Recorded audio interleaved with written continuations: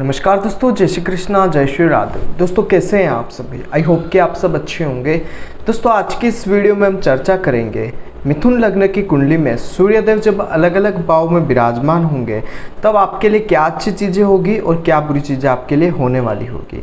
ये आज की इस वीडियो में हम चर्चा करेंगे। देखते रहिएगा इस वीडियो को और बने रहेगा मेरे साथ। मेरा नाम है विशाल और आप देख रहे हैं एस्ट्रोविश यूट्यूब चैनल।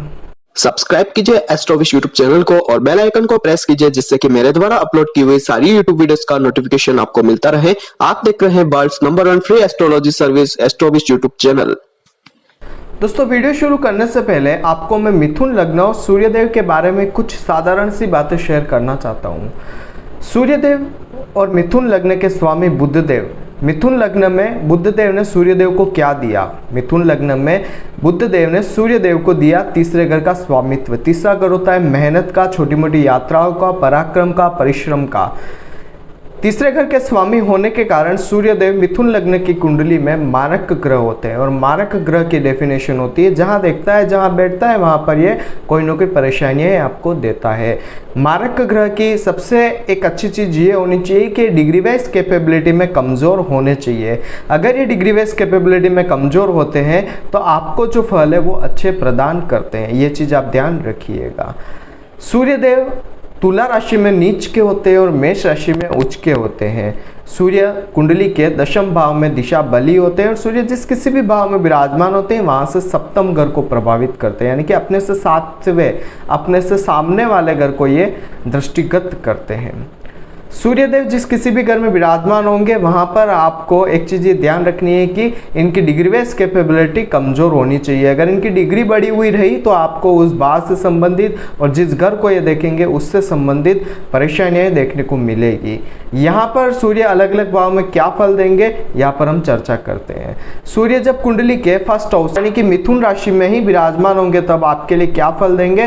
तो ऐसा जातक जिसके लग्न में ही, मिथुन लग्न में ही सूर्य जो है लग्न में यानी कि मिथुन राशि के विराजमान होते हैं, ऐसा व्यक्ति मेहनती होता है। क्योंकि थर्ड हाउस का स्वामी, मेहनत के घर का स्वामी लग्न में आया हुआ है तो ऐसा व्यक्ति जातक जो है वो बहुत ज़्यादा मेहनती होता है, परिश्रमी होता है, पराक्रमी होता है, बहुत मेहनत करता है और मेहनत से कभी भी जी नहीं चुराता है। सूर्य जो होते हैं वो बहुत ज़्यादा एग्रेसिव प्लेनेट भी होते हैं और सूर्य बहुत ज़्यादा ऊर्जा के कारक भी है, तो ऐसे व्यक्ति के अंदर कार्य क्षमता बहुत अच्छी होती है, ऊर्जावान होता है, मेहनती होता है ऐसा व्यक्ति। और सूर्य की महादशा में ऐसे व्यक्ति को सूर्यदेव बहुत ज़्यादा यात्राएं भी करवाते हैं। सेवंथ हाउस पर दृष्टि है तो पत्नी या पति दोनों ही घमंडी अवस्था में होती है। और सबसे बड़ी बात यह है कि ऐसा व्यक्ति जो होता है खुद भी घमंडी होता है, क्योंकि लग्न पर पूरी स्थिति से सूर्यदेव प्रभाव देते हैं तो यहाँ पर ऐसा व्यक्ति घमंडी होता है, पार्टनर भी घमंडी होता है। तो यहाँ पर वैवाहिक जीवन कुछ ऐसे व्यक्ति का अच्छा कम रहता है, अच्छे प्रभाव उसे कम देखने को मिलते हैं।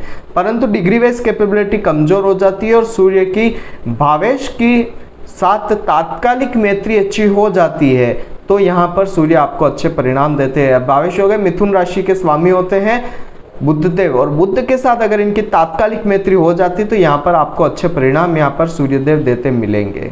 यहीं पर बात करते हैं सेकंड हाउस में सूर्यदेव क्या फल देंगे। दूसरे घर में सूर्यदेव होते हैं तो यहाँ पर ऐसे व्यक्ति को धन, परिवार, कुटुंब का जो भरपूर सहयोग मिलना चाहिए वो नहीं मिल पाता है, क्योंकि यहाँ पर जो सूर्यदेव होते हैं वो मेहनत के स्वामी होते हैं और सेकंड हाउस में आए तो धन प्राप्ति के लिए ऐसे व्यक्ति को बहुत मेहनत करनी पड़ती है। वाणी ऐसे व्यक्ति की बहुत ज़्यादा एग्रेसिव होती है क्योंकि सूर्य एग्रेसिव प्लेनेट है, तो यहाँ पर वाणी की वजह से भी उसके बनते काम बिगड़ते हैं। ऐसे व्यक्ति के परिवार से दूर रहने के, परिवार का सुख कम प्राप्त होता है, ऐसे व्यक्ति को ऐसे योग बनते हैं। और सूर्य की महादशा में ऐसे व्यक्ति को डिप्रेशन संबंधी समस्याएं भी प्राप्त होती है। पारिवारिक टेंशन ऐसे व्यक्ति की कोई ना कोई बनी हुई रहती है सूर्य की महादशा में, तो ये भी चीज़ आप ध्यान रखिएगा। और अष्टम भाव पर दृष्टि है तो ऐसा व्यक्ति तंत्र मंत्र की विद्याओं में भी अपना धन बहुत ज़्यादा खर्च करता है। बात करते हैं थर्ड हाउस में सूर्यदेव क्या फल देंगे। यहाँ पर सूर्य स्वराशि के हो जाते हैं, खुद की राशि के होते हैं, तो यहाँ पर एक चीज़ ये होगी कि ऐसा व्यक्ति पराक्रमी होता है, परिश्रमी होता है और जितना मेहनत करता है, जितना अपने को खुद को खपाता है, बल का प्रयोग करता है, उतना वो प्रसिद्ध होता है। ऐसे व्यक्ति जो होते हैं वो डिफेंस एकेडमीज में हो गए या फिर आर्मी चीफ वगैरह या आर्मी में या पुलिस वगैरह में, इनमें जाने की बहुत ज़्यादा इनके अंदर ललक होती है और इतना पराक्रम भी होता है। और ये ऐसे व्यक्ति जो होते हैं अपना बल का प्रदर्शन या मेहनत से दुनिया बदलने की ताकत रखते हैं, इतनी इनके अंदर ताकत होती है। और सबसे बड़ी बात एक चीज़ कहना चाहूँगा, ऐसे व्यक्ति को छोटे भाई बहनों का भी सहयोग मिलता है, उनका साथ भी ऐसे व्यक्ति जीवन में पाता है। लेकिन धर्म से ऐसे व्यक्ति की कुछ कम रुचि रहती है, पिता से मनमुटाव की स्थितियां बनती है क्योंकि थर्ड हाउस की पूरी दृष्टि जो है भाग्य भाव पर जा रही है, पिता के घर पर जा रही है। तो भाग्य से भी परेशानियां, पिता से भी कोई ना कोई मनमुटाव की स्थितियां यहाँ पर सूर्य देंगे। परंतु एक चीज ये है कि यहाँ पर सूर्य खुद की राशि में होने की वजह से, पराक्रम भाव में होने की वजह से आपको अच्छे परिणाम ज्यादा देते मिलेंगे। बात करते हैं यहाँ पर सूर्य चतुर्थ घर में विराजमान होंगे, चतुर्थ हाउस में तो क्या फल देंगे। चौथे घर में सूर्यदेव जब विराजमान होंगे तो यहाँ पर एक चीज मैं कहना चाहूंगा, बुध के साथ इनकी तात्कालिक मैत्री देख लीजिएगा। अगर मित्रता का संबंध और डिग्री वाइज कैपेबिलिटी कमजोर होती तो फल अच्छे मिलेंगे, अगर नहीं है तो ऐसे व्यक्ति की माता का साथ बहुत कम होता है। ऐसे व्यक्ति को माता से मनमुटाव की स्थितियां ज्यादा बनती है। माता हो गई या भूमि हो गया या मकान हो गया या वाहन का सुख हो गया, इन सुखों में ऐसे व्यक्ति को कमी रहती है। कोई भी सुख प्राप्ति में ऐसे व्यक्ति को बहुत ज्यादा मेहनत अपने जीवन में करनी पड़ती है। काम काज की बेहतर स्थिति के लिए भी जीवन में ऐसा व्यक्ति बहुत खपता है। कारण ये है कि चौथे घर से सूर्यदेव सप्तम दृष्टि दे रहे हैं 10th हाउस पर, तो यहाँ पर कामकाज भी ऐसे व्यक्ति का जल्दी स्टेबल नहीं होता है, बहुत देरी से काम बनता है और काम को सुचारू रूप से चलाने के लिए भी मेहनत ज़्यादा व्यक्ति करता है। अब बात करते हैं पंचम घर में सूर्यदेव क्या फल देंगे। पंचम घर में सूर्य आ जाएंगे नीच राशि के शुक्र की राशि में। अगर शुक्र यहाँ पर हो जाते हैं स्थित या शुक्र की दृष्टि हो जाती है तो निश्चितता भंग हो जाएगी। परंतु अगर निश्चितता भंग नहीं होती है और डिग्री वाइज कैपेबिलिटी बढ़ी हुई रहती है और शुक्र के साथ इनकी तात्कालिक मैत्री भी नहीं होती तो उस टाइम पर आपको संतान प्राप्ति में बहुत परेशानियां आएगी। दूसरा, विद्या का सुख भी आपका अच्छा नहीं होगा। तीसरा, आपको एक चीज ध्यान रखनी है होगी कि आपके लव अफेयर्स भी आपको लांछन लगाने का काम करेंगे और पेट संबंधी समस्याएं भी आपको बहुत परेशान करने वाली होगी। प्रॉफिट गेन्स करने में, इनकम सोर्स जनरेट करने में आपको बहुत परेशानी आएगी। दूसरे लोगों से रिश्ते मेंटेन करके रखने में भी आपको बहुत परेशानियों का सामना करना इस टाइम पर करना पड़ सकता है। अगर यहाँ पर डिग्री वाइज कैपेबिलिटी कमजोर होती है, निश्चितता भंग हो जाती है, इनकी मित्रता का संबंध भी हो जाता है तो कुछ फलों में आपको अच्छी चीजें देखने को मिल सकती है, अच्छे प्रभाव आपको देखने को मिल सकते हैं। बात करते हैं छठे घर में सूर्यदेव आएंगे तब आपको क्या फल देंगे। छठे घर में सूर्य वृश्चिक राशि मंगल की राशि में आ जाते हैं। यहाँ पर एक चीज मैं कहना चाहूंगा कि ऐसे व्यक्ति को अपने छोटे भाई बहनों के रोग की वजह से बहुत परेशानियां प्राप्त होती है। उनकी वजह से ऐसा व्यक्ति खपता ही रहता है, अपना पैसा बहुत ज़्यादा खर्च कर लेता है। जॉब प्राप्ति में, नौकरी प्राप्ति में भी बहुत परेशानियां देखने को मिलती है। कंपटीशन एग्जाम्स में उसको सक्सेस कम प्राप्त होती है। मेहनत पूरी करता है, रिजल्ट नहीं आता है ऐसे व्यक्ति को।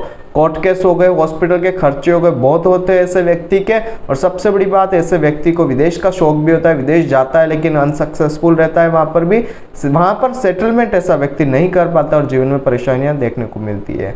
कोई ना कोई भारी दुर्घटना ऐसे व्यक्ति के जीवन में घटित होती है जिसकी वजह से परेशान भी व्यक्ति रहता है। रातों की नींद ऐसे व्यक्ति की उड़ जाती है और डिप्रेशन जैसी परेशानियां भी हमें यहाँ पर ऐसे व्यक्ति को देखी गई है। तो ये एक चीज यहाँ पर मैं कहना चाहूंगा। सूर्य की यहाँ पर आप तात्कालिक मैत्री मंगल के साथ देखिएगा, अगर अच्छा है तो आपको परिणाम अच्छे मिल सकते हैं। डिग्री वाइज कैपेबिलिटी कमजोर है तो और भी अच्छे परिणाम आपको मिल सकते हैं।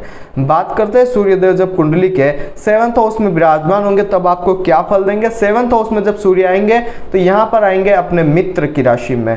अब 7th हाउस में जब सूर्य आए हुए हैं तो यहाँ पर राशि आती है धनु राशि। धनु राशि देवगुरु बृहस्पति की होती है और देवताओं के गुरु है और एक तरफ राजा है। तो राजा जो है वो आए हुए हैं गुरु के घर में। तो सबसे अच्छी चीज ये होगी कि यहाँ पर आपकी पत्नी जो होगी वो बहुत ही अच्छे खानदान से होगी। ये खानदान की बात करो, लेकिन स्वभाव की अगर बात करी जाए तो थोड़ी घमंडी पर्सनालिटी हो सकती है पार्टनर की। और सबसे बड़ी बात एक चीज़ ये ध्यान रखिएगा कि आपके दाम्पत्य जीवन में मनमुटाव की स्थितियाँ ज़्यादा बनेगी, क्योंकि सूर्य एग्रेसिव प्लेनेट है। सूर्य जहाँ एक आग का गोला है और प्यार जो है वो आग के कारण खत्म हो जाता है, ये चीज़ आप ध्यान रखिएगा। व्यवसाय और साझेदारों की अगर बात करी जाए तो बिजनेस जो है ऐसे व्यक्ति का बहुत ज़्यादा अप एंड डाउन रहता है। और पार्टनरशिप के बिजनेस की अगर बात करी जाए तो उसमें भी मनमुटाव की स्थिति अपने पार्टनर के साथ ऐसे व्यक्ति की रहती है, क्योंकि सूर्य की एक स्थिति बनती है कि सूर्य जो है वो किसी के साथ काम करना या किसी के अंडर में काम करने की इसकी पर्सनालिटी नहीं होती ऐसे व्यक्ति की। तो यहाँ पर ऐसा व्यक्ति जो है वो बहुत ज़्यादा एटीट्यूड वाला होता है, जिस वजह से वो कोई भी काम नहीं कर सकता है और इस वजह से भी उसकी इनकम सोर्स जो है वो सही तरीके से नहीं चलती है। ईगो की वजह से उसका काम जो है वो सही तरीके से नहीं चल पाता है और यहाँ पर ये ईगो जो है उसकी मैरिड लाइफ को भी डिस्ट्रॉय कर देता है। और सबसे बड़ी बात, 7th दृष्टि जो है वो लग्न पर जा रही है, तो पार्टनर के साथ साथ खुद जातक भी बहुत ज़्यादा ईगो वाला होता है। और जब दो ईगो वाले पर्सन मिलते हैं तो समझ लीजिए कि कभी भी उनका साथ एक नहीं चल सकता है, वो हमेशा अलग ही होते हैं। यहाँ पर आप जो है धनु राशि आने के कारण देवगुरु बृहस्पति की और सूर्य की तात्कालिक मैत्री और सूर्य की डिग्री वाइज कैपेबिलिटी अगर कमजोर होती है तो फल अच्छे जाने। यहाँ पर बात करते हैं 8th हाउस में सूर्यदेव क्या फल देंगे। 8वें घर में सूर्यदेव आएंगे मकर राशि के, अपने पुत्र की राशि में आए हुए हैं सूर्यदेव। और सूर्य जब मकर राशि में आते हैं तो यहाँ पर हम जो है मकर संक्रांति का भी पर्व मनाते हैं। अब सूर्य यहाँ पर मकर राशि में आए हुए हैं तो यहाँ पर मैं कहना चाहूँगा सूर्य यहाँ पर विराजमान है, तो ऐसे व्यक्ति को हर काम में कोई ना कोई रुकावटें देखने को मिलेगी। छोटी छोटी रुकावटें बहुत ज़्यादा आती है, वाहन दुर्घटनाएं कह लीजिए या अपने भाई बहनों के कारण परेशानियां कह लीजिए, जीवन में बहुत ज़्यादा ऐसे व्यक्ति को प्राप्त होती है। सूर्य की महादशा में ऐसे व्यक्ति को कोई ना कोई बड़ी टेंशन भी प्राप्त होती है। ऐसे व्यक्ति की बुद्धि जो है वो उसके साथ नहीं देती है, बुद्धि के कारण ऐसा व्यक्ति बहुत जीवन में परेशान होता है। और धन का अभाव जो उसे लगा हुआ रहता है, क्योंकि उसका बहुत सारा धन जो होता है वो MCX हो गए, सट्टेबाजी हो गए, लॉटरी हो गई, इसमें खत्म हो जाता है। और छोटे भाई बहनों के कारण ऐसा व्यक्ति जो है जीवन में बहुत परेशान रहता है। और एक चीज़ ध्यान रखिएगा, ऐसे व्यक्ति को परिवार का सुख भी पूरा तरीके से नहीं मिल पाता है, परिवार के सुख से भी कोई न किसी कारण से व्यक्ति वंचित रहता है। यहाँ पर आप जो है शनि और सूर्य की तात्कालिक मैत्री देखिएगा और साथ ही सूर्य की डिग्री वाइज कैपेबिलिटी कमजोर हुई तो फल अच्छे जानिएगा। बात करते हैं यहाँ पर सूर्य जब भाग्य भाव में आएंगे तब क्या फल देंगे। यहाँ पर भी कुंभ राशि आएगी, शनि की राशि आएगी, तो यहाँ पर सूर्य ऐसे व्यक्ति को पित्र से या पिता से थोड़े मनमुटाव की स्थितियां देते हैं। ऐसा व्यक्ति जो होता है पिता से बहुत ज़्यादा दूरी रखता है या फिर पिता के साथ ऐसे व्यक्ति की बनती नहीं है। ऐसा व्यक्ति धर्म में रुचि कम लेता है, आस्तिक होता है और विदेश यात्रा करता है, लेकिन वो अनसक्सेसफुल रहती है। परिवार का ऐसे व्यक्ति को जो साथ मिलना चाहिए वो पूरी तरीके से नहीं प्राप्त होता है। भाग्य की स्टेबिलिटी के लिए ऐसे व्यक्ति को जीवन में बहुत ज़्यादा मेहनत करनी पड़ती है और मेहनत के बाद भी जो रिजल्ट प्राप्त होता है वो मन मुताबिक नहीं होता है। धर्म के कारण भी ऐसा व्यक्ति बहुत ज़्यादा अगेंस्ट रहता है धार्मिक चीज़ों के, और इस वजह से उसका जो मन जो है वो बहुत ज़्यादा विचलित रहता है। डिप्रेशन की स्थिति ऐसे व्यक्ति को बनती है। डिग्री वाइज कैपेबिलिटी कमजोर हुई तो कुछ फल आपको अच्छे प्राप्त हो सकते हैं। अब बात करते हैं सूर्यदेव जब कुंडली के 10th हाउस में विराजमान होंगे तब क्या फल देंगे। 10वें घर में सूर्य आएंगे तो यहाँ पर आएगी सूर्यदेव मीन राशि में आएंगे। देवगुरु बृहस्पति और सूर्य की तात्कालिक मैत्री देखना आवश्यक है। अगर मित्रता का संबंध होता है तो फल आपको अच्छे मिलेंगे। डिग्री वाइज कैपेबिलिटी कमजोर होती है तो भी फल आपको अच्छे मिलेंगे। लेकिन अगर यहाँ पर सूर्यदेव की मित्रता संबंध नहीं है देवगुरु बृहस्पति के साथ और इनकी डिग्री वाइज कैपेबिलिटी ज़्यादा है, यहाँ पर सूर्य दिशा बली होते हैं, तो ऐसे व्यक्ति को जातक को माता, भूमि, मकान, वाहन का हर चीज़ का जो सुख होता है उसे प्राप्त करने में जीवन में बहुत ज़्यादा मेहनत करनी पड़ती है। ऐसे व्यक्ति की प्रोफेशनल लाइफ बहुत अच्छी नहीं रहती है, जीवन में बहुत ज़्यादा मेहनत ऐसे व्यक्ति को करनी पड़ती है। सरकारी नौकरी का योग तो बनता है, परंतु सबसे बड़ी परेशानी ये आती है कि व्यक्ति जितनी मेहनत करता है उतना उसे रिजल्ट जो मिलना चाहिए, उतना उसको जो सारांश मिलना चाहिए वो नहीं मिल पाता है। इस वजह से वो व्यक्ति बहुत ज़्यादा डिप्रेशन में रहता है। कामकाज जो है वो बहुत अच्छा नहीं चलता है, मेहनत के मुताबिक उसको जो रिजल्ट आने चाहिए वो नहीं मिल पाते हैं। मेहनत बहुत करता है लेकिन फल जो है वो शून्य ही रहते हैं ऐसे व्यक्ति के। कभी मतलब कि उसको कोई शाबाशी नहीं देता है कि तेने आज अच्छा काम करा। यहाँ पर अगर डिग्री बेस्ड कैपेबिलिटी कमजोर होती तो ऐसा व्यक्ति अपने परिश्रम से जीवन में बहुत कुछ अर्जित कर लेता है, लेकिन डिग्री कम होनी चाहिए। अगर वृद्धि हो गई तो परेशानियां ज़्यादा देंगे, मेहनत बढ़ा देंगे, चीज़ों को प्राप्त करने में, माता के साथ संबंधों को बनाने में, माता के साथ अच्छे रिश्ते कायम करने में, माता से एक लगाव रखने में व्यक्ति बहुत ज़्यादा नाकाम रहता है। दूसरा सबसे बड़ी बात, माता के स्वास्थ्य में भी परेशानियां यहाँ पर सूर्य देगा।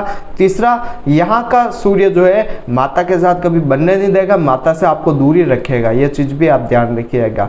अगर सूर्य की डिग्री बेस्ड कैपेबिलिटी कमजोर है तो इन चीजों में आपको अच्छी चीजें प्राप्त होगी, पॉजिटिवनेस आपको ज्यादा देखने को मिलेगी। बात करते हैं सूर्य 11th हाउस में क्या फल देंगे। 11th हाउस में सूर्य अपनी खुद की उच्च राशि मेष राशि में आते हैं। यहाँ पर स्थित होने की वजह से ऐसे व्यक्ति को एक चीज कहना चाहूंगा, सूर्य उच्च राशि में है, अगर डिग्री कम हुई, अब यहाँ पर देखिएगा कि तीसरे घर का मेहनत का स्वामी आय भाव में जाकर उच्च का हुआ है, तो यानी कि मेहनत का स्वामी आय में उच्च का हुआ है, तो मतलब ये हुआ कि आप जितनी मेहनत करेंगे, उच्च की मेहनत करनी पड़ेगी, तब आपको जाके कहीं अच्छी आय प्राप्त होगी। ये एक योग है आपकी कुंडली का। अब जितनी आप मेहनत करेंगे, उच्च की मेहनत करेंगे, जीत तोड़ के मेहनत करेंगे, तो ही आपको अच्छी इनकम सोर्स प्राप्त होंगे, प्रॉफिट आप गेन कर पाएंगे, ये भी ध्यान रखिएगा। संतान के लिए भी यहाँ पर कोई ना कोई परेशानियां रहेगी, क्योंकि मेहनत का स्वामी उच्च का है, तो संतान से रिलेटेड भी आपको कोई ना कोई मेहनत या कोई ना कोई एक्सपेंसेस देगा, परिश्रम आपको संतान प्राप्ति में भी देने का काम करेंगे, तो ये चीज़ आपको नोटिस करनी होगी। संतान प्राप्ति में देरी होगी, लव लाइफ स्टेबल नहीं रहेगी, शिक्षा प्राप्ति में भी परेशानियाँ, विद्या सुख भी कम रहेगा, और पेट में कोई ना कोई परेशानियाँ सूर्यदेव यहाँ पर देने का काम कर सकते हैं। तो यहाँ पर इन चीज़ों को समझना होगा। और यहाँ पर अगर डिग्री बेस्ड कैपेबिलिटी कमजोर होती है तो कुछ फलों में अच्छी चीजें आपको प्राप्त हो सकती है। अब बात करते हैं कुंडली के 12th हाउस में जब सूर्यदेव विराजमान होंगे तब क्या फल देंगे। 12वें घर में सूर्य जब विराजमान होंगे तो यहाँ पर आएगी वृषभ राशि शुक्र की।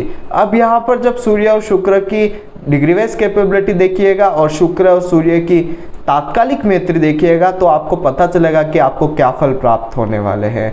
लेकिन एक चीज मैं यहाँ पर कहना चाहता हूँ कि यहाँ पर ऐसे व्यक्ति की एक चीज होती है कि उसे मान सम्मान में हमेशा हानि देखने को मिलती है, कभी उसको अच्छा मान सम्मान प्राप्त नहीं होता है, मन परेशान रहता है, डिप्रेशन की स्थिति ऐसे व्यक्ति को मिलती है, कोर्ट केस हो गए, हॉस्पिटल के खर्चे हो गए, ऐसे व्यक्ति को लगे ही रहते हैं, रोग कोई ना कोई पीछे उसके चलता ही रहता है, चाहे परिवार का कह लीजिए, चाहे खुद का कह लीजिए, चाहे भाई बहनों का कह लीजिए, रोग उसके लगेगा, हॉस्पिटल में खर्चा होता रहता है, दुर्घटना का कोई ना कोई इंसिडेंट होता ही रहता है, कभी ना कभी छोटी मोटी दुर्घटना डेली होती ही रहती है ऐसे व्यक्ति की।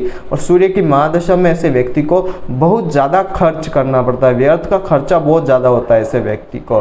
तो यहाँ पर एक चीज कहना चाहूंगा, अगर सूर्य के बल में कमी है तो फल अच्छे मिल सकते हैं आपको, लेकिन सूर्य अगर बलाबल में वृद्धि कर देते हैं तो आपको फलों में बहुत ज्यादा अशुभ फलों की प्राप्ति ज्यादा होगी, तो यह चीज भी आप ध्यान रखिएगा।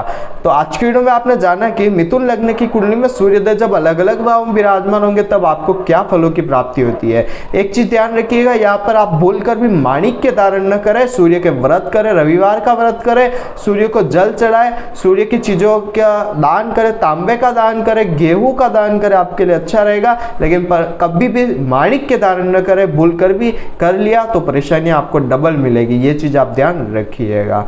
तो आज की वीडियो में बस इतना ही। अगर आप अपनी कुंडली का विश्लेषण मुझसे करवाना चाहते हैं तो नीचे स्क्रीन पर मेरे कॉन्टैक्ट नंबर आ रहे हैं, आप उस पर कॉन्टैक्ट कर जानकारी मुझसे प्राप्त कर सकते हैं और अपनी कुंडली का विश्लेषण मुझसे ले सकते हैं।